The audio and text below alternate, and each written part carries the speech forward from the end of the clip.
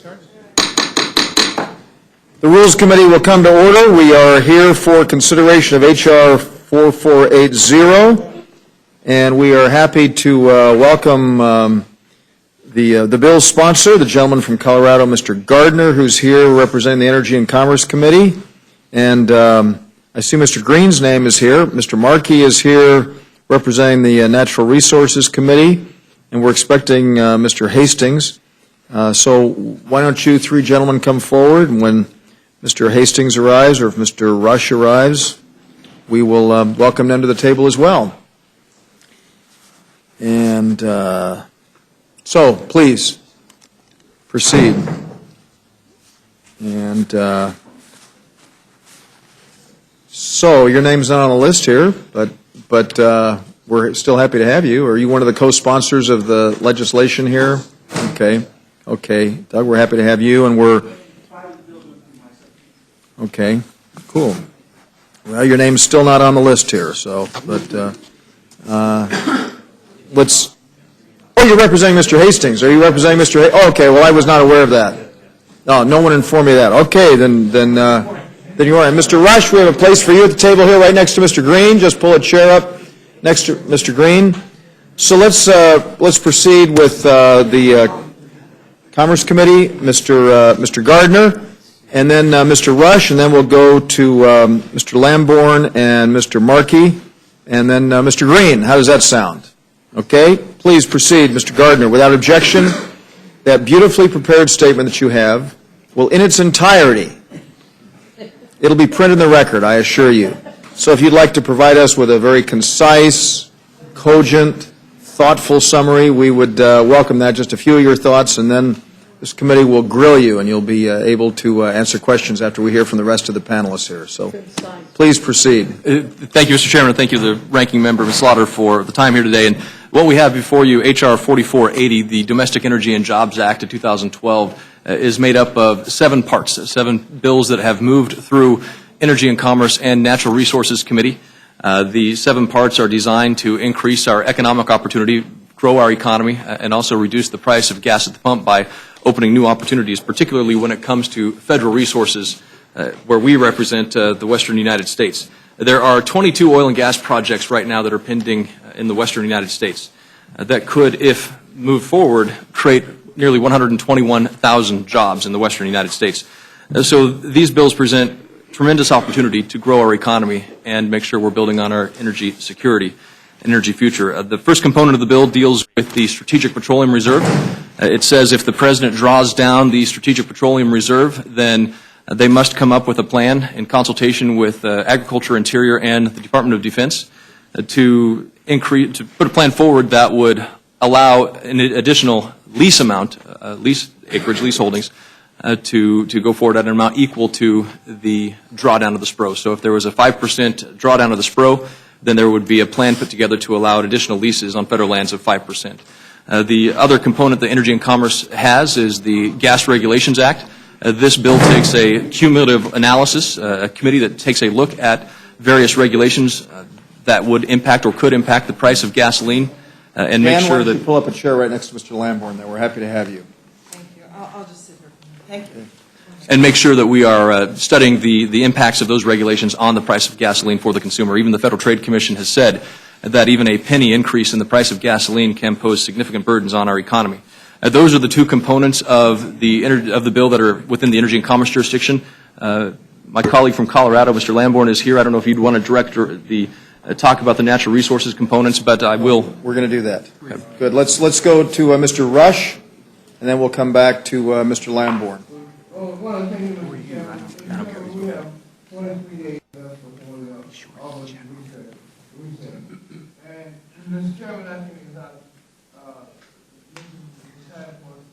the focus is limited to a lot of time that we have left on issues that will really create jobs and issues that will dismantle jobs. These are the first 2 titles of this bill, H.R. 4480. Doesn't anything accomplish anything and leads to nothing definitive as it relates to jobs. Title 1 tells us what the plan to meet new federal lands for oil and gas if the President has the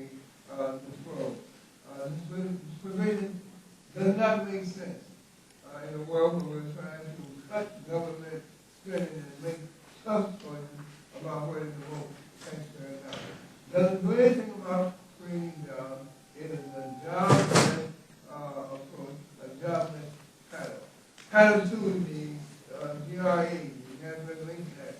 It's paid by friends on the other side of the simple study to impact certain EPA rules on energy prices, but that's also misleading. This bill, this title blocks EPA rules to make the fuel that we put into our cars cleaner, while also blocking EPA from taking action to cut toxic air pollution from refineries.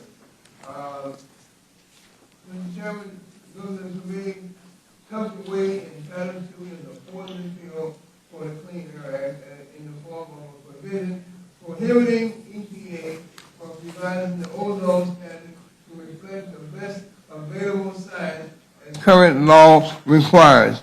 Instead, EPA has to balance the weight of scientific evidence against how much ExxonMobil or other polluters say they will have to pay in order to clean up their small forming emissions. Mr. Chairman, members of the committee, the EPA, the Clean Air Act already ensures that states and localities take costs into consideration when deciding how to meet national air quality standards. Mr. Chairman, members of the committee, make no mistake, these five lines will strike at the heart of the Clean Air Act, but yet the Energy and Commerce Committee has not held a single hearing on this issue. We are poised, Mr. Chairman, to vote on this matter with only 10 minutes of debate, and that's only if the committee makes Mr. Green's amendment in order. The truth is, Mr. Chairman, in a nutshell, in the interest of time, the truth is that this bill is not about lowering jobs or creating jobs. It's not about employing Americans. It is not about dealing with the joblessness that our constituents are facing or lowering gasoline prices, but it's an excuse to push forward a profoundly anti-environmental agenda and provide oil companies with more items than their election year wish list. Thank you, Mr. Chairman. Thank you very much, Mr. Rush. Let's go to the chairman of the subcommittee, Mr. Lamborn, and then Mr. Markey and Mr. Green, and then Ms. Schukowski. Okay, thank you, Mr. Chairman, and I'll be brief, and then I'll make myself available, as I know my colleague and friend Corey Gardner will also, on any of the 7 component bills of this entire package, as the committee may have questions.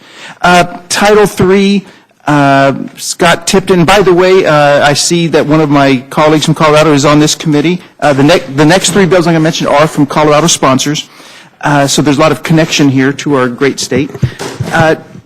H.R. 4381, as it was originally called, calls for a quadrennial federal onshore energy production strategy. So we have a plan in place instead of just sort of ad hoc, seat of the pants type of operation. The next bill, Title IV, H.R. 4382, providing leasing certainty. This is important because so little of the land that's nominated by industry where there is an interest in oil and gas exploration is ever opened up for leasing by the BLM. For instance, in Colorado, out of 220,000 acres, 5,000 acres were allowed to be leased. That's 3%. So we're seeing, and nationally, there are 2 million of the 700 million acres of federal lands, 2 million are eligible in the first place. So we're saying not the full 700, but of the 2 million, less than about 3% of federal lands, 1/4 of that, if there's interest in the first place. So it's even a smaller fraction. So we're talking about a small fraction of the total amount of land out there that would be eligible under this bill. But what does qualify, 1/4 of it per year would have to be made available for oil and gas production. And just to reiterate, Mr. Chairman, when we have more oil and gas production in this country, we have more jobs, more American jobs, we have more revenues to state and local federal government, and we have more national security, more independence.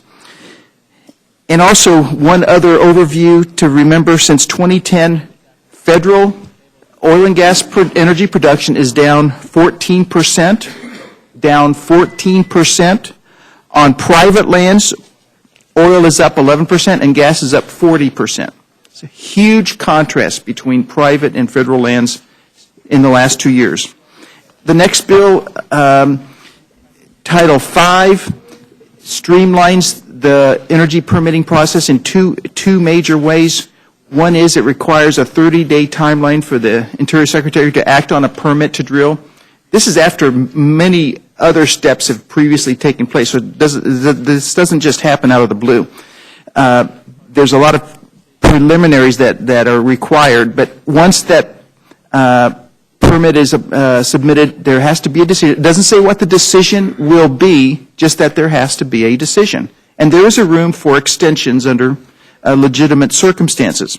And on the litigation side, things are streamlined by saying there's a 90-day time limit in which to file a legal challenge to an energy project, and preliminary injunctions are limited to 60 days unless the court finds reason to go beyond that.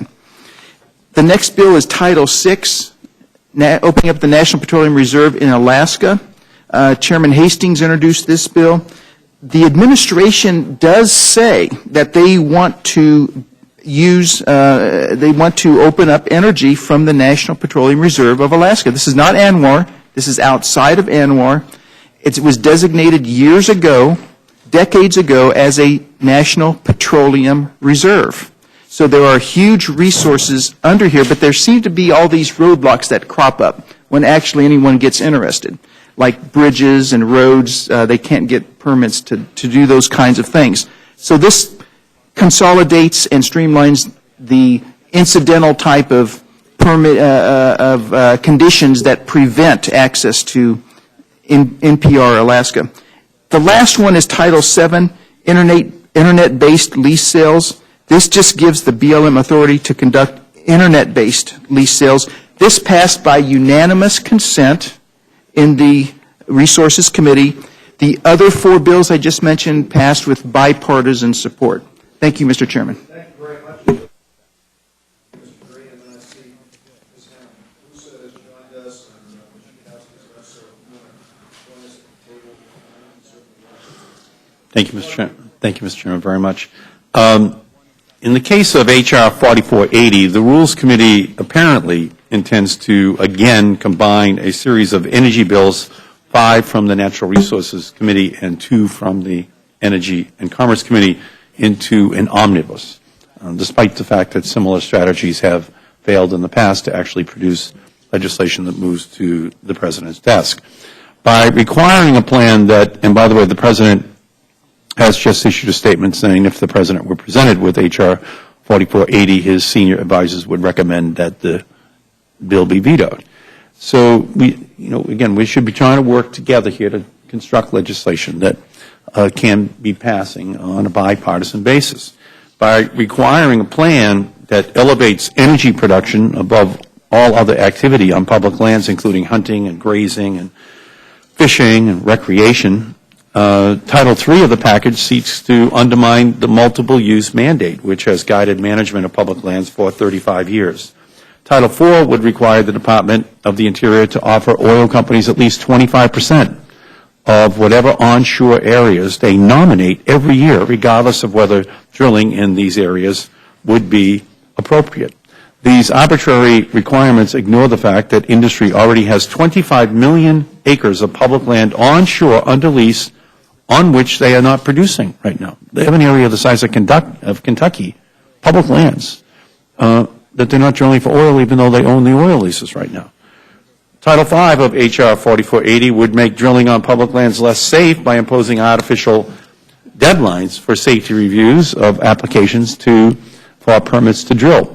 Title V also includes a likely unconstitutional requirement that average citizens pay a non-refundable $5,000 tax in order to challenge leasing or permitting decisions. This petroleum protest poll tax is a blatant attempt to deny those of modest financial means the ability to challenge big oil's drilling plans. These bills are not only bad policy, they are absolutely unwarranted. This package would not impact the price of oil. In fact, energy production in this country is already up, and our dependence on foreign imports is down from 57% during the last year of the Bush administration to only 45% today. So the Obama administration has done a fantastic job in reducing oil imports from 57% of our total consumption down to only 45%. Predictably, this increase in domestic production has not insulated us from price spikes such as we saw this spring, that they were the result of Wall Street speculation in energy markets. The only thing that would be accomplished by enacting these measures is a massive transfer of wealth through which the value of the natural resources owned by the American people is converted into the balance sheets of giant oil companies. I would request an open rule for this legislation, but failing that, I would ask that amendments seeking to make big oil pay for its fair share and those offering real solutions to high gas prices and job creation be made in order.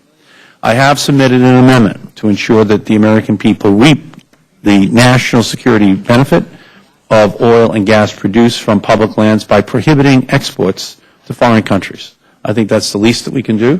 If we are going to open up our public lands, then the least that we should be able to say is the oil and gas stays here in the United States. It's not exported. By the way, I would say the same thing about the Keystone Pipeline. If we could just attach an amendment saying that all that oil stays in the United States and is not just exported to China, which is, I think, what's going to happen, then I think that, there would be a basis for a real conversation. Here we get a chance to do it for the oil and gas on public lands. I have also submitted an amendment to establish a renewable electricity standard, building upon what the House has supported in the last two Congresses, that would ensure that we are pursuing a true all-of-the-above energy strategy to create jobs and lower energy prices for consumers. And I've also joined with Representative DeLauro and Congressman Frank to file an amendment that would ensure sufficient funding for the Commodities Futures Trading Commission. I ask that these amendments be made in order. So those are the requests that we are making, and I thank you for Thank you very much. As we prepare to go to Mr. Green and Ms. Hanabusa, let me just say that in response to Mr. Rush's question about the amount of time on these amendments, I'm hoping that this committee will make an order a lot of time for general debate. I hope a couple of hours that would give members a chance to delve into the litany of amendments, and I will say that not every amendment, I'm not going to propose that every amendment be made in order, but I think most of the amendments that my friend has mentioned, I'm going to encourage that this committee make an order, and I think that we'll have, under the proposal that I'm going to make to the committee, many more amendments in order by Democrats, nearly twice as many as Republican amendments that have been submitted. So with that, Mr. Green and then Ms. Hanabusa, you can just pull up next to Mr. Lamborn over here, and we'll hear from you, and then we'll go to questions. Thank you, Mr. Chairman, and thank you, members of the committee, for allowing me.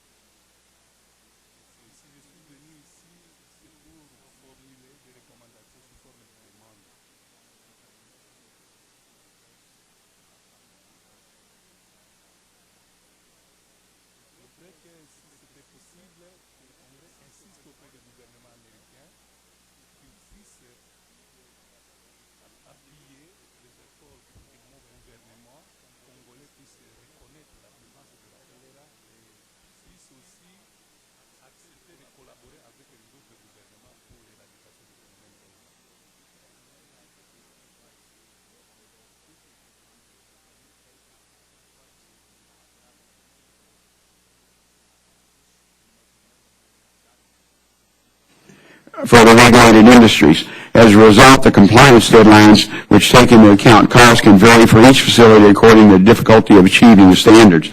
So let me repeat that the compliance schedules can vary facility by facility due to a facility's specific economic and feasibility conditions. Mr. Chairman, out of everyone in the room, I'm probably more sensitive to what regulatory compliance costs can mean to the refinery. I represent 5 large refineries, one of which is actually the largest refinery in the country, and I proudly represent the ExxonMobil refinery in Baytown, Texas, which is the largest in our country. So I understand their concerns, and I'm pleased that the administration decided not to revisit the ozone NOx standard last September for that very reason. However, there does not mean that we should fundamentally change the 40-year law and bipartisanly authored cornerstone of the Clean Air Act. Proponents of Section 206 will say that the section simply forces EPA to follow the President's own executive order. But that is why we have an OMB, Office of Management and Budget, and I've been in the past to have battle with OMB if I disagree with the regulatory impact analysis the EPA sends in to review. I'm also happy to petition our state regulation on behalf of the companies in my district to ensure that they can comply with the ozone NOx without too much economic stress. Fundamentally changing the Clean Air Act is not going to bring gas prices down. We are setting a dangerous precedent by saying that unhealthy levels of pollution become healthy when the costs of cleaning it up are too high. I hope we agree that this section sets a dangerous precedent and accept my amendment be considered on the floor. Mr. Chairman, again, thank you for the time. Thank you, Mr. Chair.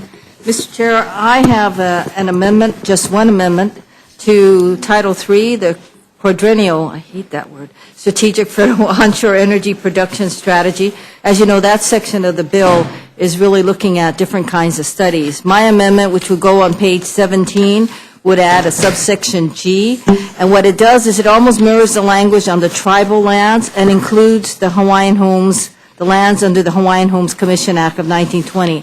As many of you realize, Hawaii was very unique in that in 1920, before we were a state, the Hawaiian Homes Commission Act was passed, and when we became a state, 200 to 203,000 acres of lands, crown lands, which were basically transferred to the United States when we became a territory, were ceded back to the state. These are the lands that we're talking about that sort of sit between state and federal. We cannot amend, for example, the Hawaiian Homes Commission Act without the consent of Congress. What this amendment simply does is to ask that it be included as the lands that are studied, because it doesn't qualify as tribal lands, it doesn't really qualify as federal lands, but we believe that it is part of the intent of this provision of the bill to look at the impact, and this is a huge amount of lands that affect Hawaii and are critically placed in various areas. Thank you. Very much, and let me thank all of you for your very thoughtful testimony, and to say to Mr. Green and Ms. Hanabusa that I hope very much that this committee will make your amendments in order when we come to reporting out the measure. So I understand the concerns that have been raised. We are where we are. We obviously are going to proceed. I want to see us do it in the most open way possible so that a number of these diverse proposals can be considered and voted on the House floor. And so I'll see Ms. Fox, I guess, just left. Mr. Bishop, any questions? Thank you. Mr. Hastings, any questions? Questions. Sure. Initially, I feel that this measure abridges the rights of all people, that is the Section 521 of H.R. 4480. Under its current text, if a citizen seeks to protest a lease of federal lands, then she or he must surrender $5,000 as an initial fee. Once filed, the money can never be recovered regardless of the outcome of the protest. It might best be described as, in my judgment, a protest tax. And this fee is uniquely and unconscionably high, and it is clearly intended, it would seem to me, to ward off those citizens who might seek to delay oil and gas development. Just as a point of reference, the United States Supreme Court only charges $300 for an appeal filings. So if you're looking at a minimum wage worker who has a legitimate protest, and she makes $15,000, or a middle-income person that makes $50,000 or $60,000, that's one whale of a lot of money to pay to exercise a right that the Bill of Rights gave us all. And so toward that end, I'd ask any of you to comment as to the reasonableness of this $5,000 fee. Why so much? Mr. Lamborn? Representative Hastings, a couple comments. A lot of times these actions are brought by organizations, not by an individual in poverty. However, apart from that, there are at least a dozen other stages at which litigation can be brought to stop one of these projects. So this is like 1 out of 13 or so steps in the entire process. So the other 12 or whatever it is exactly are unaffected by this legislation and would still have all the things you said. And then lastly, let me say that the comment portion, which is a lot of what the federal agencies seek from the public, is unaffected by this. So people's rights to comment is totally left the same. Gentlemen, yield. Certainly. I thank my friend Fielding, and let me just say that I'm hoping very much that this committee will make an order our colleague John Lewis's amendment, which does address the concern that is raised here. If you'll look at the Lewis amendment, which I'm going to propose that we make an order, it does take this. I appreciate that, Mr. Chairman. I thank my friend for yielding. If I may, just Yes. to comment on it. It does seem very unfair, $5,000 just to say I would like to challenge a lease. But here's the interesting situation, that when an oil company is able to successfully bid for a lease, and they now have leases the size of the state of Kentucky that they're not drilling on, they only have to pay $1.50 per year Per year. in order to maintain the lease while not drilling on it. So here's someone that would, be charged $5,000, just to challenge leasing. So it just doesn't seem fair and balanced. So thank you, gentlemen, for raising that. And referencing Mr. Lewis's, our colleague's measure that the chairman alluded to, it would clarify the section requiring the $5,000 protest fee, as I understand it, but it really doesn't change the amount. But I'm delighted that there will be an airing. Mr. Chairman, I ask unanimous consent to include the statement of administration policy. Without objection, the sample include the record. Without putting its contents in its entirety into the record, I just have it understood that the President's senior advisors would recommend, if this measure were to pass, that he veto the measure, is what I wanted to say. I do have another question. The Interior Department issued a report that was summarized on May 15, 2012, and says the following. According to the report, more than 70% of the tens of millions of offshore acres currently under lease are inactive, neither producing nor currently subject to approved or pending exploration or development plans. Out of nearly 36 million acres leased offshore, only about 10 million acres are active, leaving nearly 72% of the offshore leased area idle. In the lower 48 states, an additional 20.8 million acres, or 56% of onshore leased acres, remain idle. And furthermore, there are approximately 7,000 approved permits for drilling on federal and Native American lands that have not yet been drilled by companies. So what's the rush? I mean, what is it that we really are trying to achieve here, in light of the fact that in America we produce about 9 million of the $60 million gallons produced a day, about 10% of the world's output. And yet we are seemingly in some kind of hurry for oil companies to have more opportunities for exploration without them utilizing the opportunities that they have today. I'm confused in that regard. Mr. Lambert?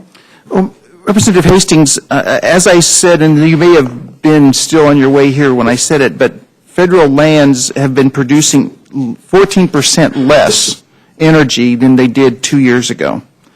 While private... Would you believe that some of us would say hurrah? But go ahead. Well, I wouldn't, Mr. Hastings, because more production of energy in this country means more American jobs versus foreign jobs. And we all want more American jobs. So I think this is a jobs-producing measure. All leases are not created the same. Some are in areas where, frankly, there is not any commercially usable resources under the surface. And so it'd be foolish for someone to waste their money doing an expensive well in an area where it turns out from seismic or other nearby exploration is not going to pan out.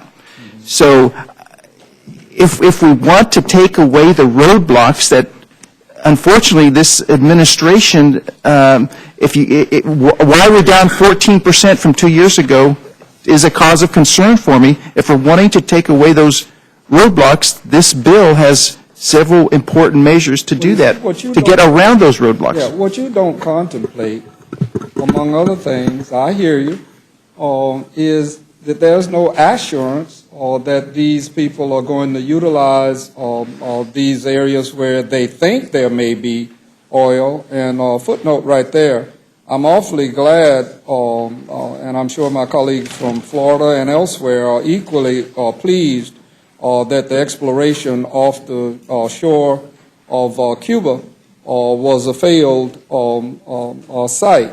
And it's very helpful. And I also would be terribly remiss if I did not add that I will be, as long as I'm in Congress or alive, the last person standing against drilling in the Gulf. And I can honestly say, with great disappointment, that one, I don't think this measure is going to become law, because I don't think the United States Senate is going to deal with it in that particular regard. And I personally am just tired of us politically posturing, meaning well, having good policy offerings that ultimately do not result in jobs in this country. And you can't tell me. I'll give you a classic example. I was talking with a friend the other day that said that gasoline prices went up under Obama. I said, which day are you talking about? Was it the day we were concerned about Iran and Israel going into war?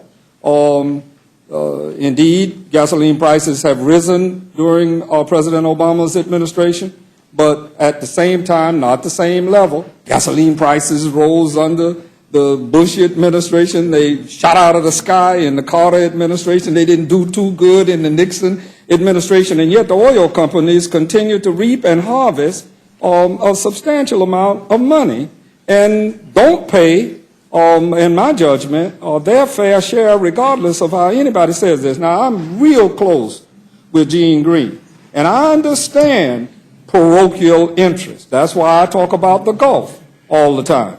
But no one can persuade me that America is going to drill its way into the cost of gasoline going down. If you did everything you wanted to do, I believe it would amount to about 10% decrease. And then the friend that I was speaking with, when she said to me that gasoline went up during the Obama administration, I said, well, how about in the last 2 months, it's come down 30 cents. Do you give him any credit for that? He doesn't deserve the credit or the praise. That isn't where the action is. All of us know how these prices are set. If you have a further conflict, if Egypt and Israel wind up in a war, and Egypt isn't a great producer, we had all of this money we spent in Iraq, and here we aren't getting a single bit. Chinese, Russians, and everybody else are in Iraq big time, and Americans are not. And yet we lost lives, treasure, and money And somewhere along the line, this picture is wrong. In addition to the environmental degradation, and that's why I say hurrah that public lands aren't being utilized. And the other thing that I think you all ignore is if we have all this oil, and if fossil, as I believe, is going to be with us another 25 years, then all I'm saying is let's do it when it's necessary. Don't do it right now because our technology may overtake this. And guess who is going to run the technology companies? Guess who is going to do solar, wind, thermal, all of those things? You know who's going to do? Energy companies and the people that already operate those businesses. And so they know that, and we know that. So let's stop teasing ourselves. Representative Hastings, if I could just comment on this, Representative Hastings, you talked about using the leases. Unfortunately, we have situations around the country, one particular off the shore of Alaska, where a lease has been issued, it's been paid for, but it's been over 6 years since that lease has actually been, since the EPA has had it in their hands to try to issue a permit. So they're trying to use it, they want to use it, and yet there's no action. And so under a plan, 7,000. there are other examples of that, and we can get you more information of that. But you don't have a Google map to a producing lease site. There is no Google map. You can't go on to some iPad app and say, hey, where's a producing lease? Absolutely. They don't exist. And so you have to have the number of leases necessary to make resource investments, to plan for that investment, to plan for that activity, and to plan for failure. Well, because not everything is it is unreasonable, Congressman, to ask the oil companies to even pay more for those leases? They have a use it or lose it already. They pay for it, and if they don't use it, they lose it. Well, I'm having difficulty to understand how citizens may wind up, after all of the programmatic structure 14 are utilized, paying $5,000, and oil companies wind up paying. Well, if they have an application for permit to drill, I believe the legislation provides for a fee that is more than the $5,000 very fee confusing to apply. Markey? Thank you. I mean, I do agree with you that there is no demonstrable correlation between additional drilling here in the United States and the price of oil on the international marketplace. I don't think any economist really does believe that there is a linkage. But for those who do believe that there is a linkage, good news. We're now at an 8-year peak in oil production here domestically in the United States. And secondly, there are now more oil rigs here in the United States operating Than anywhere, all the rest of the world combined. So, for those who do believe that's the case, that's been, the 40-year record of the Obama administration. And on the issue of, taking that area, the size of Kentucky, that they already have, and they only have to pay $1.50 to $2 just to warehouse it, so there is no drilling. For those who believe that there could be a conspiracy, to keep the price of oil as high as possible. Is not drilling on that land. Mr. Chairman, The truth that is $1.50 per acre. Per acre. Well, per acre for an oil company, that's, pretty, pretty. Chump change. Chump change is a phrase that we would use. You're not going to leave 1,000 colloquial acres. to describe that we could create upwards of 100,000 new jobs in the United States if the oil companies over the next year would just start drilling on that area the size of Kentucky, which liberal Democrats want them to drill on. Okay, we want them out there drilling, the oil companies, but yet they warehouse it. And again, if people do believe this theory that the price of oil is tied to how much we drill here in the United States, it's for the oil companies' agenda to then keep the price of oil artificially high by not drilling here domestically. So they can't have it both ways. And I thank the gentleman for Mr. Green? Mr. Chairman, could I respond to the analogy of having 1,000 acres or a tract, and I'm familiar with offshore drilling, Gulf of Mexico. You lease a whole tract, and you do all your work. It takes about 5 years to do seismograph work, and then typically $1 billion to put one well in to see if that one. You don't drill in that whole tract. You try and go directionally. But that's likening the analogy that my wife and I live in a 3,000 square foot house. We only have 2 of us, and our 4 feet are only on a small pad. But we still don't want somebody else to come in and live in that house because we're not using the other 2,900 something. Or like a cow, and I'm not an ag area, I'm a very urban area, but if, some areas you can run a lot of cows on 100 acres. In West Texas, you're lucky to get 1 cow on 100 acres, but you're still going to pay or lease that whole 100 acres to run that 1 cow. So that analogy is just false because you can't drill a $1 billion well on that huge acreage. You're going to drill where it is, and I would hope that if the state of Kentucky had oil and gas on it, we would already be drilling there. Well, the oil companies bid for the leases, the size of, to drill for oil. Yeah, Mr. Chairman, we have, most of the, this afternoon, most of the time, we're kind of skirting around the issue of jobs. I mean, and I think that, and the centerpiece of all of this is the creation of jobs. And I just want to remind the committee that my amendment says, it amends Title II, and it says that if within 10 years there are no jobs to be created, the EIA, if they say there's no... Let me just say that, excuse me, before Mr. Markey leaves, are there any questions that members would like to ask Mr. Markey before he leaves? One question. Okay, we've got a couple people who have questions, and everyone's entitled to do that. I understand the exigencies of your schedule. You have yesterday you issued a rule to bring the natural resources Right. out of the flow, which I'm managing right now, which I apologize. Right, no, I understand that.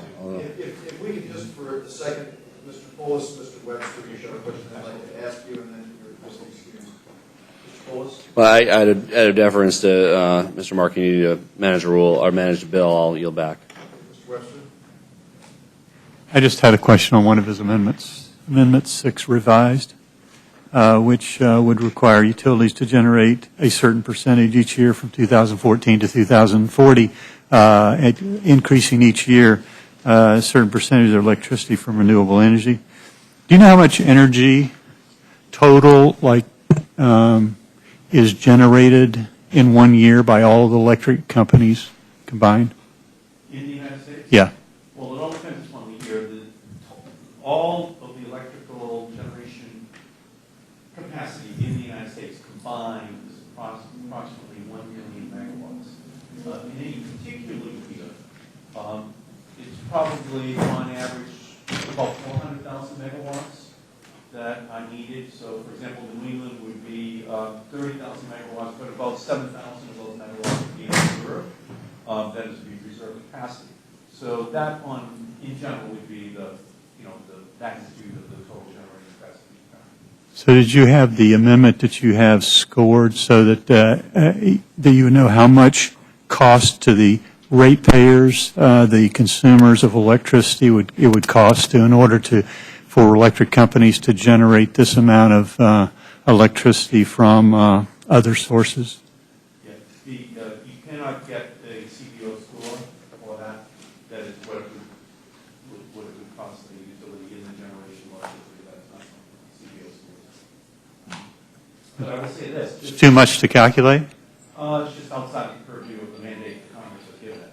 Otherwise, it would be generating information on what the cost of the 1996 Telecommunications Act was. That was the cost of the total telephone bills in the year 2012, which CBO could never figure out. But in answer, just broadly to your question, here's the good news on wind. There were 35,000 new megawatts in the last 5 years of new wind generation capacity installed in the United States, and another 10,000 going to be installed this year, and 4,000 new megawatts of solar installed this year. So that's just in those two areas, we're now upwards of close to 60 to 70,000 megawatts of capacity for wind and solar in the United States, and that's without a national electricity network. So we're moving very rapidly in that direction towards that goal of playing a much higher percentage of the total electrical generating capacity, which is 400 to, again, 500,000 megawatts per year in the United States. So it's moving forward, and the prices...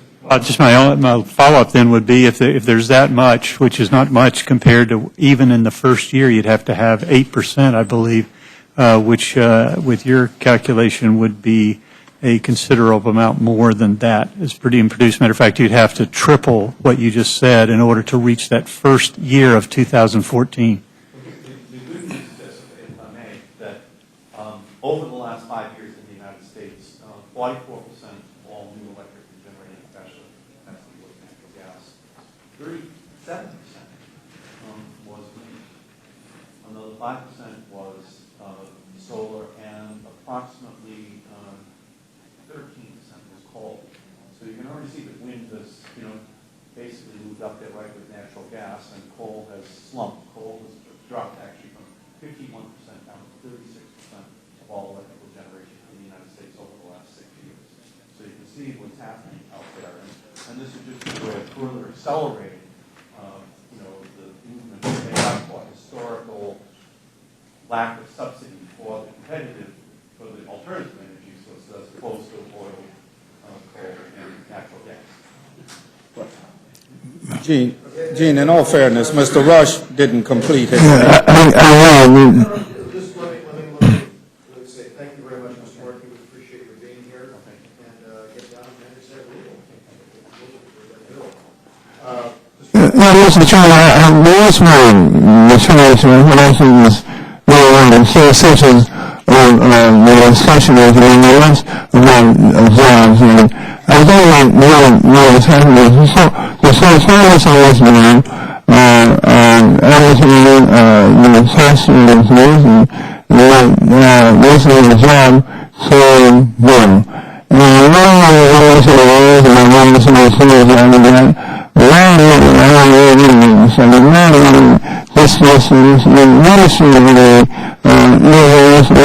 legislation determines the implementation of Title II in order to to rural vaccine licenses with foreign jobs within 2 years, Section 205 and 206, Section 6 to the legislation.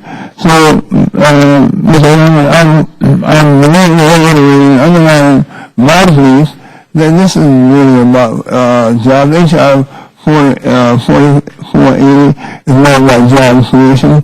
It's solutions and software. It's solutions opportunity that we know we're not going to see. And so that's why my amendment, I think, is it's a common sense amendment, and it really will put us to the test. In 2 years, in realities in 2 years, new jobs, new Section 205, 206, and the same thing applies to rural residential places. Mr. Chairman, I'll yield back the balance of my time, and thank you for the lead. Thank you very much, Mr. Fox.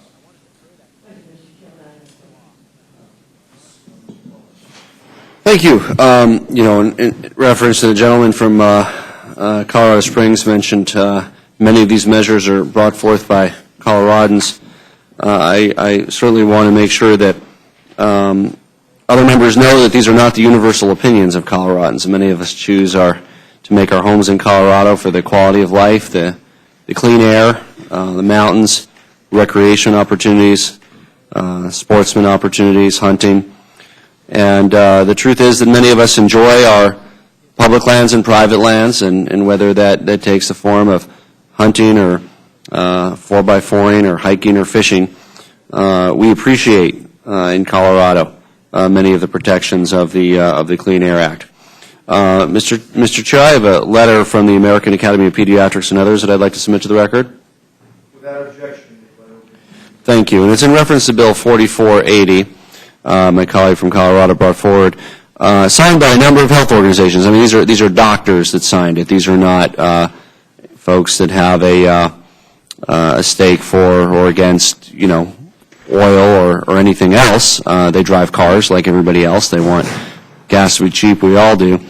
But a number of respected and generally apolitical health organizations have come forward and said, why would we change the mandate of the FDA to look at protecting our health from potential pollutants in clean air and clean water, which is what 4480 does in terms of bypassing the health-based air quality standards, which have been designed to use scientific and medical evidence to identify objectively the maximum safe levels of air pollution for humans to breathe.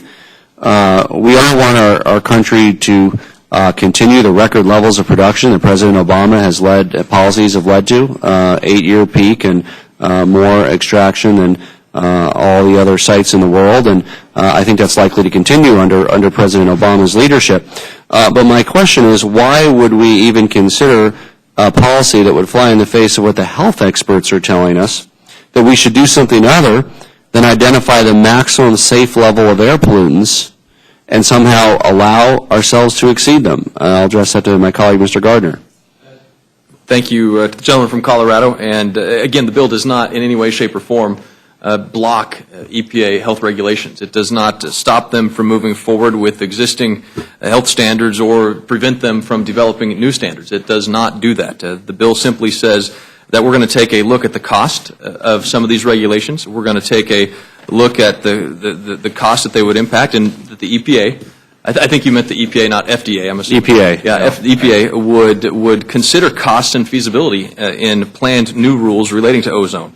And so it just says, hey, let's know what's going to happen. Let's take a look at that. Let's plan that in terms of feasibility and cost, make that a consideration. But it does not prevent or stop them from developing regulations. It does, to my understanding, at the very least, delay air quality rules that have been proposed by creating a new committee to study them. Is that correct? The bill would require time for an analysis of whether or not it increases the cumulative effect of the rules increase the cost of gasoline. Yeah, including the Tier 3 standards, looking at motor vehicles requiring clean vehicles and cleaner vehicles and fuels. Again, when you're dealing with health, it's an objective scientific process that should identify what the maximum safe level of air pollution is. It's an objective scientific standard, which is why many scientific and medical non-political organizations have stepped forward and said this. There's certainly a time and a place in policy for cost-benefit analysis, and certainly we need to do that. But in terms of exceeding maximum safety levels, I can't understand how any economic benefit would outweigh actually exceeding what's healthy to people. I mean, surely you'd agree, Mr. Gardner. I mean, our health, my health, your health, our family's health, that's priceless, is it not? But we know that poverty also contributes to whether a person is going to be healthy or not. And we know that energy costs are great strains on people in poverty. And so as we promulgate regulations that increase the cost of energy, that impacts the ability of those in poverty to live healthy lives because they can't afford the price of a tank of gasoline to get to and from work. And so this simply says, as these regulations come out, let's take a look at the cost, let's take a look at the feasibility and make sure that's part of the conversation, because when we're talking health, I believe affordable energy impacts the ability of those in poverty to lift themselves up and make sure their families are leading healthy lives. And studies have also shown that people living in poorer areas and those in poverty frequently suffer the most from pollution, in part because they have the least ability to move elsewhere, in part because they have a lower ability to reduce polluting activities that occur in their own backyards. Again, I want to make it clear, for the record, that many of us who live in Colorado, and certainly many of my constituents, see many of these bills brought forward under this as a threat to the quality of life in Colorado, and a threat to what we feel makes Colorado special and keeps our families healthy and strong. So I cannot support these bills. I do have a couple of amendments. We'll discuss those after the panel's been dismissed, I understand, and I'm happy to yield. Oh, Mr. Rush. I'll call Mr. Rush. Mr. Ferris, I live in an urban area. My district is in an urban area, and there are in urban areas, I live in Colorado, I live in Chicago, in Illinois, and there are various areas all across the nation, places who minorities have been living around refineries, and this bill would not only block THC standards, but it also will block the EPA from issuing rules to release toxic air pollution from refineries, which we know causes cancer, birth defects, and other serious health issues, as well as rules to release carbon pollution from many refineries, which contributes to climate change, in relation to eliminating the requirement that any future standard for ozone being health-based. I mean, no, this is in church, and the church's models, it's not really trying to make some of the progress that was made under the Bush administration. So this now, if it passes into law, which I don't really want, but I think in turn let's get into some dark age of American history where, trade negotiators. We had oil companies, we had the running day. And I can attest on personal levels of family members of mine who have lived in areas close to refineries and close to other industry sites that generally have generational cancer as a result of the environment around those sites. So I just think that we have to be mindful. I've heard you mention of sources and sources is health here in this area. Well, I don't think you will find not one person, four person in America who lives and have been subjected to environmental hazards that they rise up and wave a flag or ride around supporting this bill. This bill is meant for new oil and new oil only. Thank you very much, Mr. Rush. Ms. Hanabusa needs to go to the floor. Are there any questions for Ms. Hanabusa before she leaves? Okay, thank you very much. Mr. Woodall. Thank you, Mr. Chairman. I want to say to my freshman colleague from Colorado, it just makes me proud to see you sitting down here on this distinguished panel of senior members. Folks always ask me back home, hey, Rob, can you make a difference as a freshman? And trip after trip that you have made to the Rules Committee saying, I may only have been here 15 months with a voting card, but I still know what needs to get done. I still am focused on getting that done. It makes me proud. I know your folks back home are proud of what you're doing. I got to ask you, though, because I have great respect for Mr. Rush, and when he began his comments saying absolutely neither of these titles does anything or accomplishes anything, that it's not about jobs, that it's about political posturing. Is that right? Well, let me just say this. We know that at the BLM, the Bureau of Land Management, in the past 3 years, projects that have been delayed as a result of inaction at the BLM could have created nearly 65,000 jobs. So just in the last 3 years alone, the number of delays and permits would have created, had they been approved, nearly 65,000 jobs. And to say that gasoline regulations don't impact the price of gasoline is simply not true, because we've had testimony before the Energy and Commerce Committee that it does indeed increase the price of gasoline. And in fact, if you look at just what 1 penny of an increase in gas price does, just 1 cent per gallon, costs consumers in this country and businesses $4 million per day. That's real money. And so 1 penny increase in the cost of gasoline, which we know some of these regulations will do, cost the American consumer, businesses $4 million a day. So we're looking at the possibility of tens of thousands of jobs. We're looking at American energy security because we know if we produce more and are less reliant on overseas oil, we're better for it. And we also know that regulations directly impact the price of gasoline. And so by taking a look at the effect those regulations have on the price, that's good for the American consumer so that we can look before we leap in terms of the cost of regulations. Going back to what my colleague, Mr. Polis, said about the great state of Colorado, I've been known to spend a few dollars vacationing in your part of the world and find it to be absolutely wonderful. And I'm Gentlemen, yield. be happy to Hopefully in my congressional district, perhaps in Vail area or Breckenridge. Yield back. I'm staying outside of those areas where I can afford a hotel room, but I am driving into those areas to ski on a, You'd be right on a on my regular basis. Though it is confusing to me why it is that the gentleman would trust those of us in Washington, D.C. to take care of his backyard more than he would trust the folks in Colorado to take care of his backyard. I've always said no one loves the Chattahoochee River running through the middle of Georgia more than I love the Chattahoochee River running through the middle of Georgia. I will concede that there might be some folks in Congress who want to preserve Georgia's environment as much as I do, but there is no one in Congress that wants to preserve and protect our natural resources more than I do.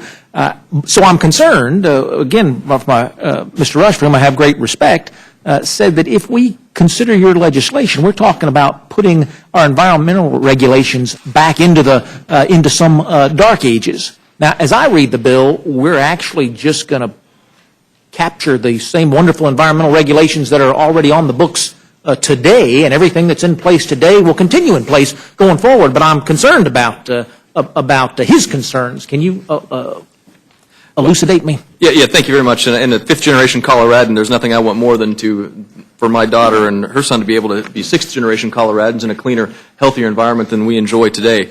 And so, clearly, if you look at my district alone, one of the counties in my district has had tremendous success on private lands, the development of oil and gas. In fact, they've been incredibly successful using hydraulic fracturing. The governor of Colorado has recently announced his strong support, the Democrat governor from Colorado, strong support for hydraulic fracturing.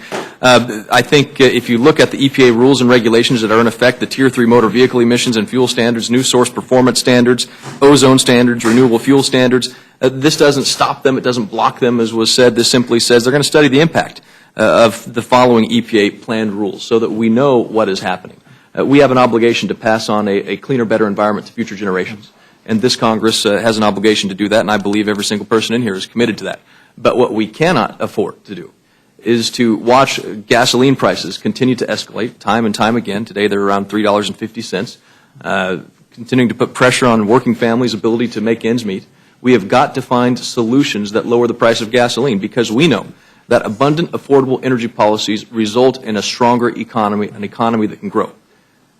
With an energy policy that simply allows energy prices to increase time and time again, it will hurt our economy and prevent the long-term growth of this country. Well, I appreciate your comments about how energy policy affects all economic classes, but affects folks on the low end of the income scale even more than it affects folks on the top end of the income scale. Again, I will concede that there may be folks in this body who care as much about people as you do, but I will not concede that there's anyone who cares more about people than you do, and I appreciate your bringing this bill forward in that vein. Tell me this, and I wish Mr. Markey was still here. He said that oil imports had dropped from 57% under the Bush administration to 45% under the Obama administration. What have those things been? Because I thought it was a misprint when I read it in the committee report that said actually while production had been increasing on private lands, production on public lands had fallen off by about 14% over the past year. What have those, and I would ask any member who is still here who can help me with that, what have those policies been of the Obama administration that have led to an increase in domestic production and a decrease in oil imports? Well, I think what you're seeing is a result of action that was taken in the previous administration. Plans and policies that were put in place that had increased production on federal land as a result of the previous administration. The actions that we have seen over the past 3 years have resulted in a decline in production on federal lands, and as you rightfully pointed out, an increase in production on private lands. So public production down, private production up. But what I am very concerned about, of course, is the bleed over into regulation of the private sector, and we're seeing that more and more. But this bill is about our federal opportunities that we have on federal lands. Thinking about, if I could respond, Mr. Green. I think one of the successes about the reduction in foreign oil, though, is also we're using less oil in our country than we have in the past. I love driving my Tahoe. I just wish it got better than 14 miles a gallon. Someday we will. And we're doing that. Our vehicles are, but we are producing more on private land. Of course, I can't talk about public land. Most of our land in Texas is Texas-owned or privately owned, so we produce. And we have had some amazing increases in production on private land. Of course, we also have the moratorium we had in the Gulf of Mexico, which is public land. But we're back out there now. In fact, our committee was out there on a rig just 3 weekends ago. And because we're seeing the moratorium is no longer there. The permits aren't coming as fast as we'd like, but they are coming.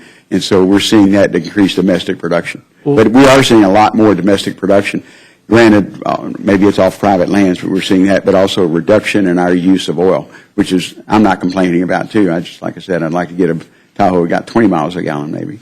Well, let me ask you then, because even in a freshman's district down in the great state of Georgia, you have a reputation as someone who cares more about getting things done than party politics, somebody who reaches across the aisle at any opportunity in order to try to make things better for the next generation of Americans. I have always believed that as soon as we got to energy independence, that our entire focus in this place would turn to green energy. That there really is no one in this body that doesn't like green energy. What they don't like is sending $1 billion to an Arab oilman instead of $1 billion to a Texas oilman. What What is there any basis to that? Because I really do think there's going to be a time we're all going to come together. It just can't happen while we're continuing to ship money to folks who would like to see us dead. Well, and my colleague, Congressman Markey, and I sometimes have some philosophical disagreements. The increase in wind power, I don't know about other states, but I know in Texas we are expanding wind power for the last 3 or 4 years dramatically. Of course, we're also producing natural gas in some of our shale plays. And so we need everything. Sure, I'd like to have it all cleaner burning or clean energy, but I don't know if you're in my lifetime we're going to be able to have a windmill that will make my air conditioning go in Houston at 100 degrees. So, but we do have that increasing. It is increasing, but it's not increasing across the country. It's only in certain states that are actually expanding it. Let me get back to my amendment, though. That's why I don't have a problem with the bill that came out of our committee. The problem with the bill, though, is that they redo the Clean Air Act. I have some concerns about those standards going in for our gasoline right now. I want a 2-year study. I just don't think we need to go in and strike something from the Clean Air Act because we already have a way to economically deal with regulations through our state level and even through the Office of Management and Budget that I've done on a bipartisan basis during a number of administrations, that the EPA takes care of our health and safety, and I want them to do that.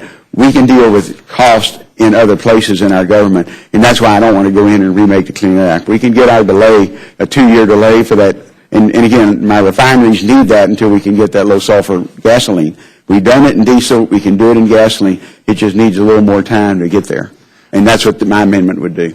Well, and having that, I mean, we've had this discussion a dozen times, it seems, Mr. Chairman, in the 15 months I've been here, the cost-benefit analysis discussion. I remember a tale they were telling in North Carolina of NASCAR race, and there was a congressman sitting there in the box watching the race with the announcer, and a car came around the corner at about 150 and rolled 6 times, and the driver hopped right out, and the congressman said, you know what, that's exactly what we need on the road today. We need that kind of safety and security for our citizens. And the announcer said, Congressman, you know that's a $350,000 car that fellow's driving down there. I mean, there is a cost-benefit analysis, and we don't like to talk about it. But yes, if you raise the price of people's gasoline, their lungs may be healthier and their bellies may be emptier. I don't know of a single country on this planet that has the kind of environmental regulations that I want to raise my family under that has an economy that's in shambles, that it requires stewardship of the economy in order to pay for stewardship of the environment. Well, my colleague yield. Be happy to yield to my friend. Yeah, I agree with virtually everything you said in the last minute. But my question to you is, this measure is offered as the Strategic Energy Production Act of 2012. And Mr. Lamborn and Representative Lamborn and Representative Gardner have spoken to this matter. And I just genuinely don't believe that it does anything strategic to lower the price of gasoline. And I'm curious if my colleague feels that way and what your reaction would be to Chairman Whitfield's statement that he made when this measure was offered in our committee. His statement was, there is nothing in our legislation, nor have we ever indicated there is anything in this legislation that would, in and of itself, reduce gasoline prices. So how is it then that what we're talking about here, if the chairman doesn't believe it's going to reduce any gasoline prices, how is it we have a greater scope on it? Well, I'd say we're talking about 2 entirely different things. Like the gentleman asked an important question, but the answer is we would all like gasoline prices to go down. We live in a global energy environment. We're talking about 2 things here. We're talking about how it is we're going to manage the strategic petroleum reserve, an issue that we have not talked about in recent years. And given that we released more in this administration than we released after Katrina and the first Gulf War combined, there is a strategic need to manage that reserve in a way that best suits national security. Secondly, we don't have unlimited resources in this country. Despite the belief of some, there are limited resources in this country. And so going to Mr. Polis's point of how it is that we protect people's health, there is a strategy that can be implemented to say you can either throw $1,000 away on this item and get $500 worth of benefit out of it, or you can put $1,000 into this item and get $1,000 worth of benefit out of it. I have never understood why anyone in this body resists a cost-benefit analysis. The truth is what the truth is. I just want to know what the truth is. Be happy to yield to my friend. How does one put a price on losing a family member to cancer? How does one put a price on passing away 10 years before you otherwise would? I mean, so, you know, it's comparing apples and oranges when you're talking about health and your family. How can one even put a price on your own health? And I would say to my friend, as he knows good and well, we do that every day, and we have to. It's the dirty business of being a human being. But you have to do it. I would say to my friend, he's losing time from his family right now. His child is at home without him right now, and it would be nice if we could just afford to write you a check. You don't have to show up to work. We could just send you a check every day so you could afford to stay home and invest your emotional energy in your child. But we can't, because we don't have unlimited resources in this country. We have to have a cost-benefit analysis, and we all want to that. We all want to maximize the output and the health of folks in this country. Congressman Lamborn was kind enough to invite me on a CODEL that he led to Iraq and Afghanistan to suggest that there are no real-life consequences to American energy policy. I would say misses a large issue that Mr. McGovern would have brought up had he been here today. And that is that if we fail to think strategically about these issues, we are doomed to repeat the same energy policy mistakes we've made in the past. It was the great president from my home state who brought us the Department of Energy that aimed to bring us energy independence. And we have not yet found that goal. But ideas like this one that Congressman Gardner's brought that say we know we have an issue with the Strategic Petroleum Reserve, we know we have an issue with continuing regulation that we know is reducing our output in the name of better health, but is it really getting us that better health? Is it really getting us the bang for our buck that we need? If we don't measure it, how will we know? And I hear that frustration over and over and over again back home, and I know it's not easy to bring that, because you're going to have folks who are always going to say, but what about the children? And the answer is, you're bringing this because you care about the children. And if the children don't have food in their belly, the health of the air becomes secondary. I hope that we can create an economy where the health of the air is primary, because we've already taken care of food in the bellies. And I just have such tremendous respect for my freshman colleague. 15 months in, and he's sitting at a table with some of the most distinguished minds that we have in energy policy today. Thank you, Mr. Chairman. Mr. Nugent.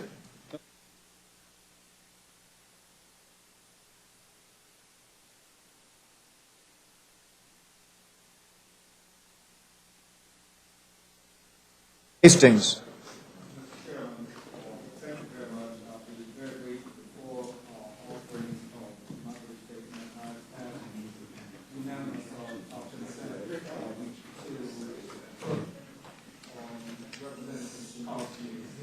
Without objection, Ms. Schakowsky's statement will be included in the record.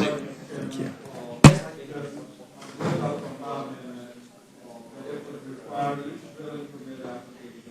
To include an estimate of how much the price of gasoline will decrease as a result of any oil or gas found under the permit. And anything else I would include, I just ask unanimous consent to during the 5 days. Without objection, the statement will be in the record. Our next witnesses are Mr. Langevin, Ms. Jackson-Lee, and Mr. Ellison. So if the three of you would please come forward.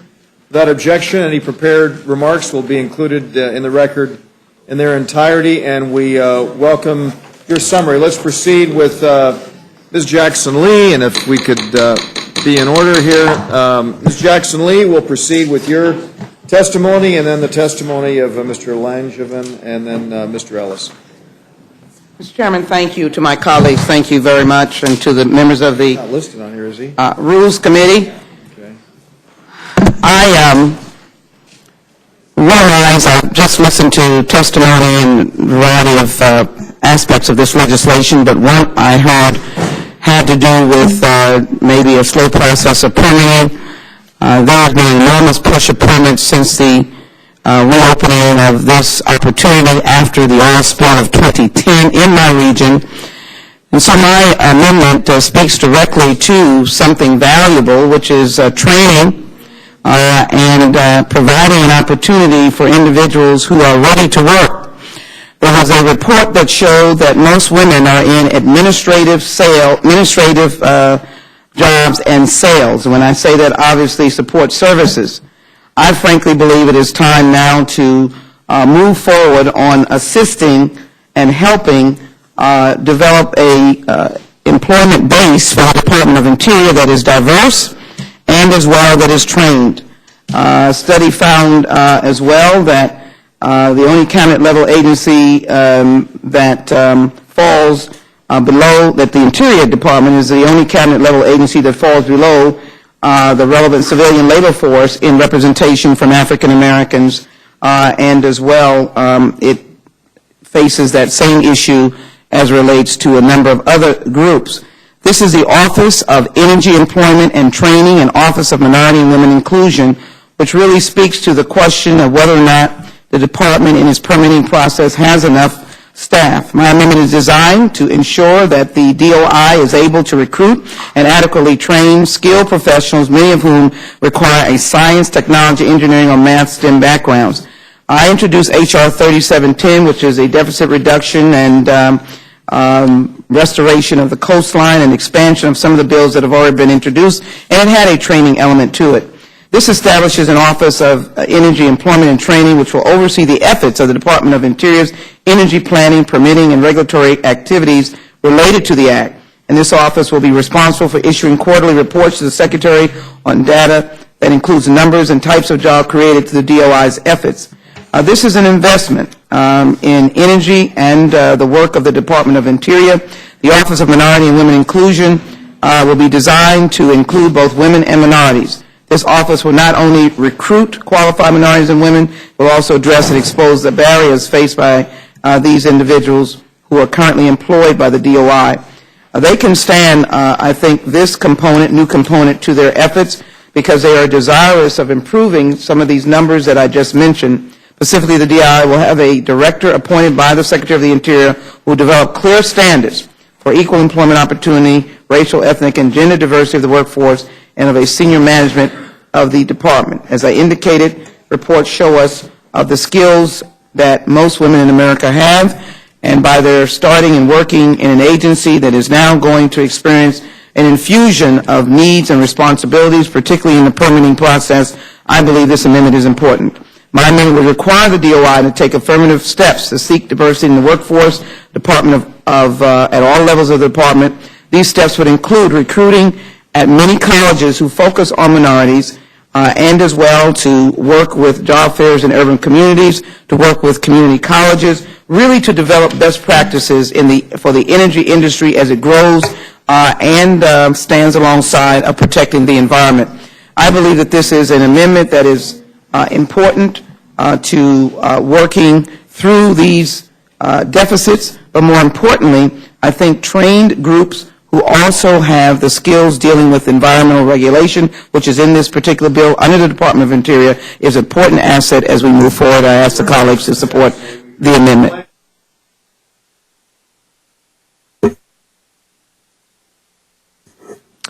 Thank you, Mr. Chairman, and Ranking Member, I want to thank you for the opportunity to speak in support of my amendment.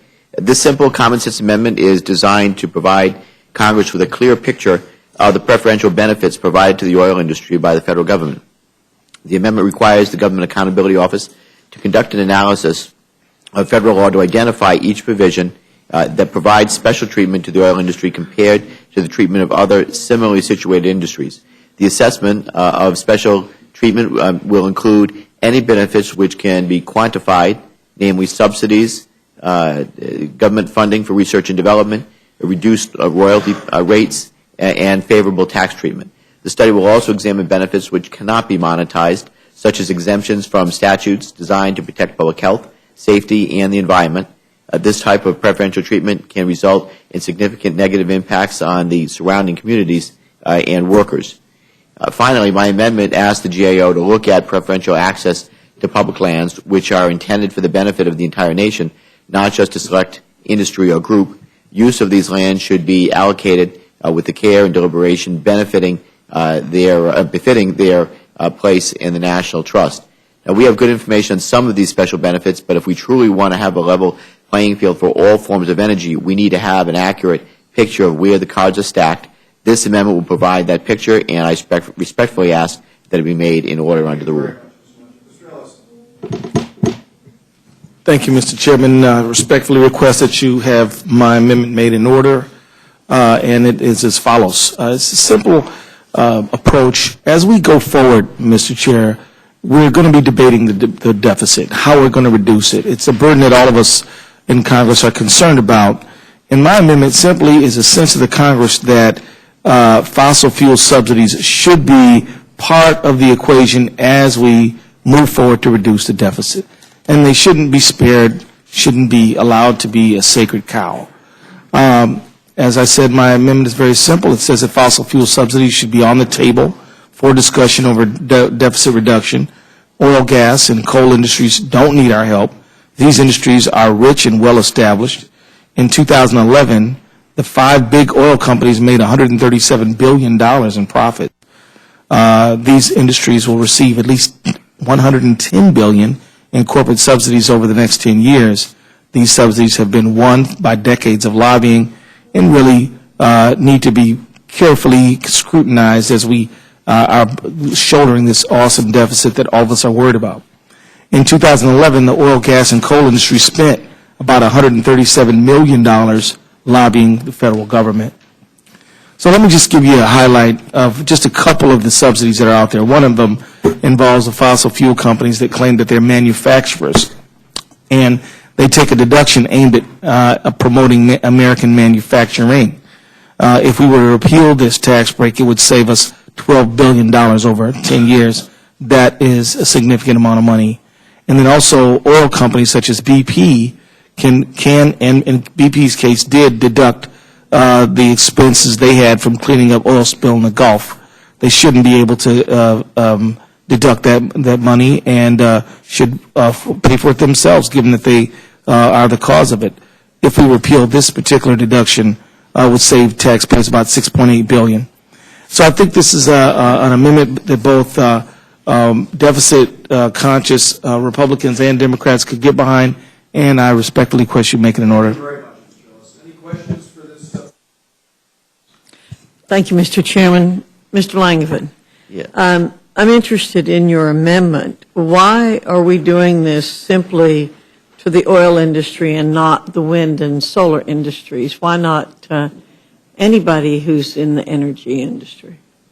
Well, I certainly wouldn't have any objection to that, but in order to be narrowly focused on the bill that we're considering, I wanted to just look at the oil industry, but I certainly wouldn't have an objection to expanding it and getting analysis of all of those if it would be ruled in order.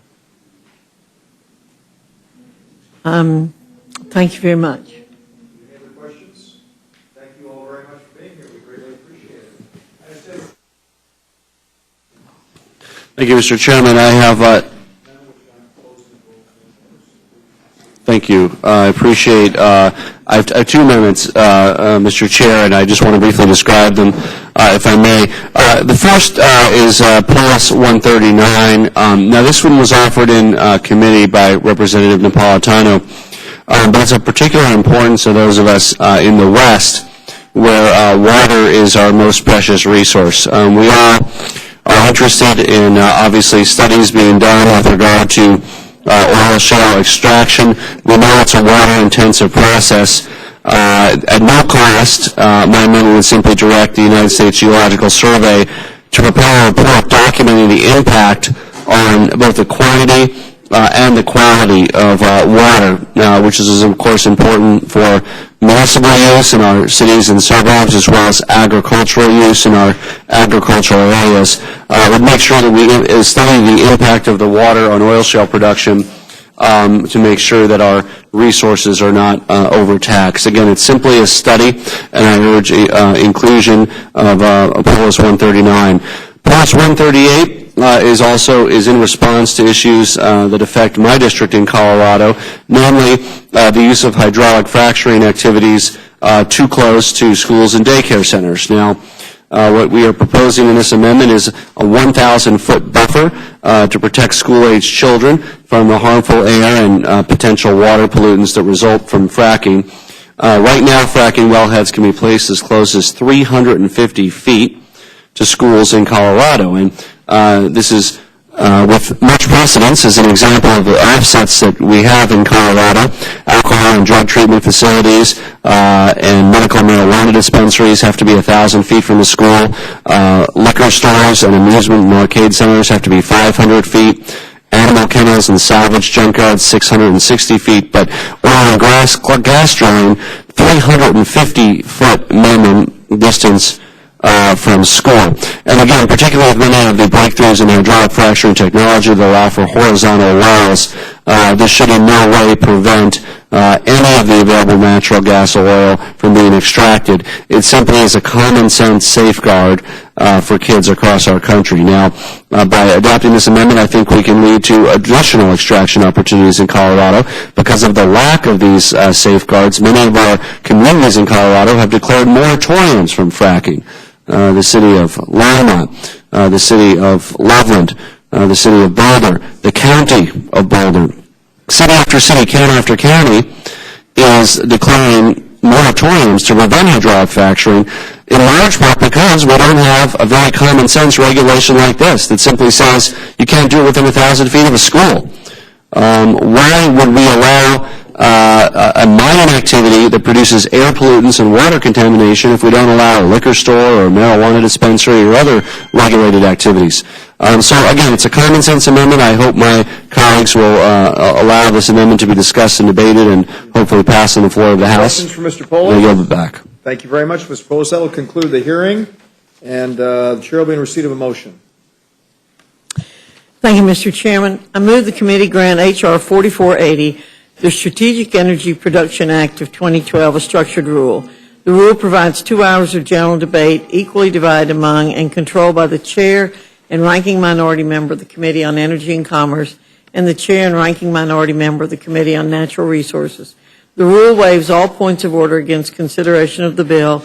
The rule makes an order as original text for purpose of amendment, the amendment in the nature of a substitute consisting of the text of Rules Committee Print 112-24 and provides that it shall be considered as read. The rule waives all points of order against the amendment in the nature of a substitute. The rule makes an order only those amendments printed in the Rules Committee report. Each such amendment may be offered only in the order printed in the report, may be offered only by a member designated in the report, shall be considered as read, shall be debatable for the time specified in the report, equally divided and controlled by the proponent and an opponent, shall not be subject to amendment, and shall not be subject to a demand for division of the question. The rule waives all points of order against the amendments printed in the report. Finally, the rule provides one motion to recommit with or without instructions. You've heard the motion of the gentlewoman. Let me just note the very understated entry into the Rules Committee by the distinguished ranking minority member.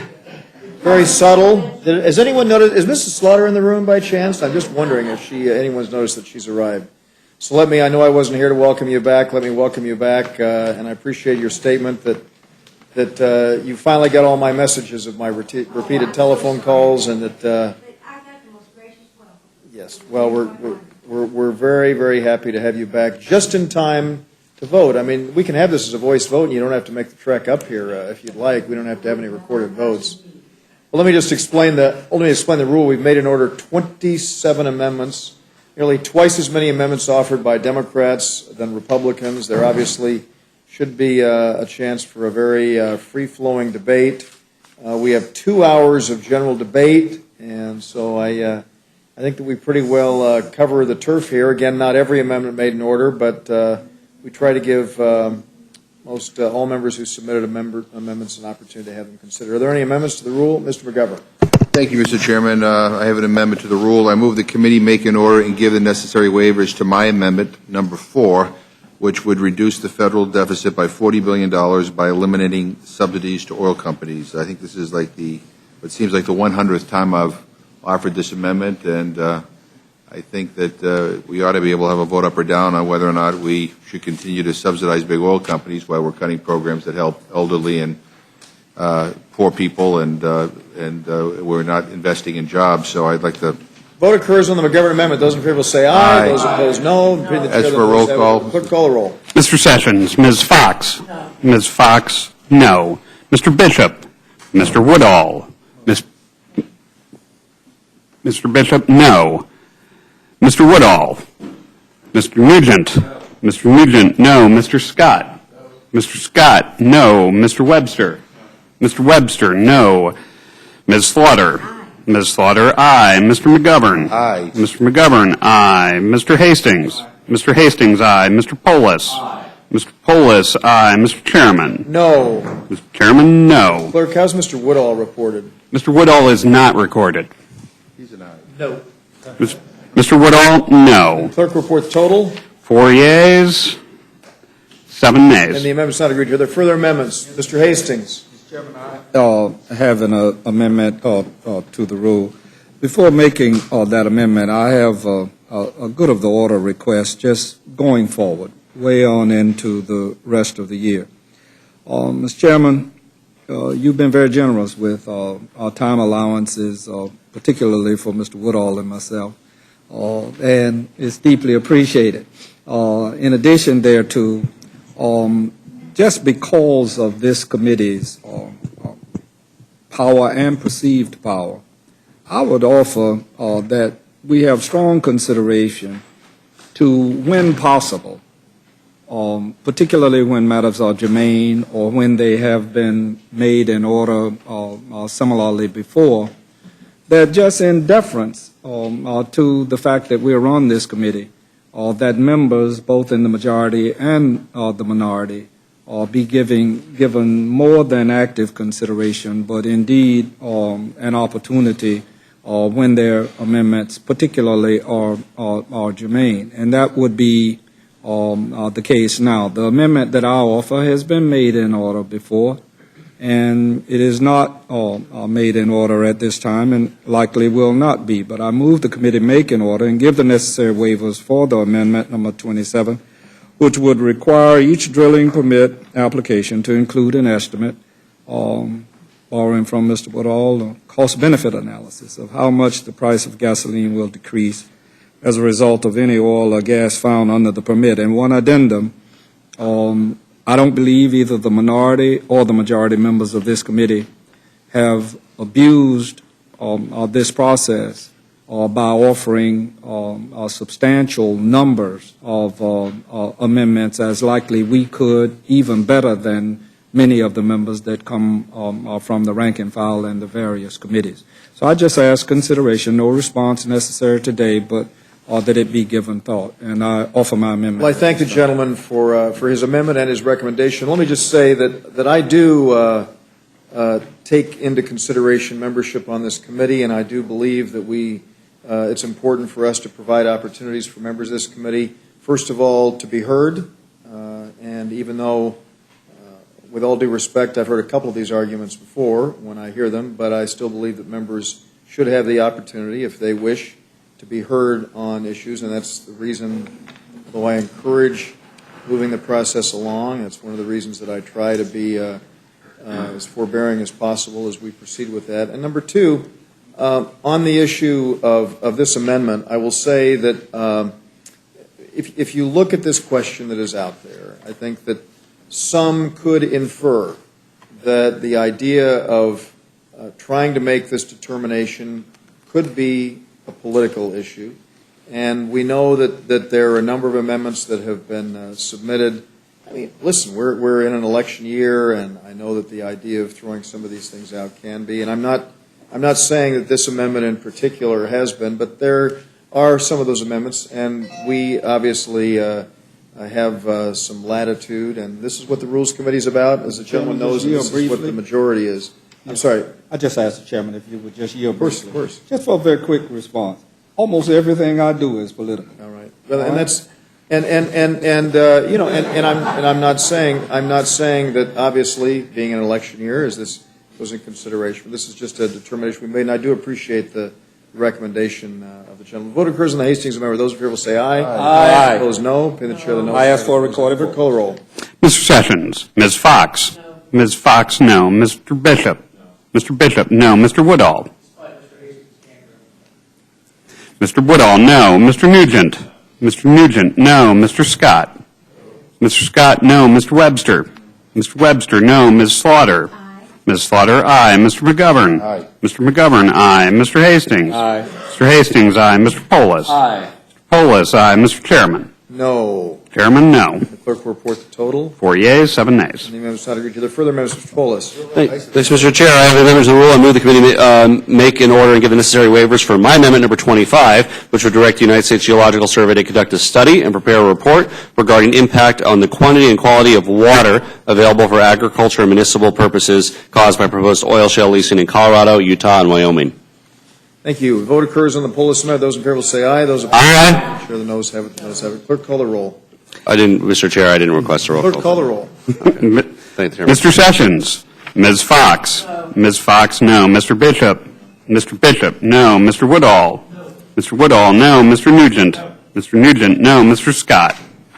Mr. Scott, no. Mr. Webster? Mr. Webster, no. Ms. Slaughter?